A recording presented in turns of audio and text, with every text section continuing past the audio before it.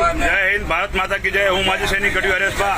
આજે આપ જોઈ લ્યો છો, અમને આતંકવાદીને ઘોડી કિડનેપ કરીને ક્યાં લઈ જાય છે એની ખબર નથી। આ હર્ષ સંઘવી સાહેબ જે ગુજરાતના ગૃહમંત્રી છે તેમની બધી ચાલ છે, એની સાથે પ્રશાસન પણ મળેલું છે। તો આપ સૌને કહેવા માંગુ છું કે આ મારો વિડીયો ઓલ ગુજરાતના મીડિયા, ઓલ સારી જગ્યાએ તમારે જ્યાં પણ મેં કોઈ ત્યાં જુઓ કે આજ માજી સૈનિકોને આજ જોઈ લ્યો। આજ ગાડીમાં આજે અમે ખાલી 20 જણા આજે સત્યાગ્રહ સાવણીએ બેઠા છીએ છેલ્લા 23 દિવસથી।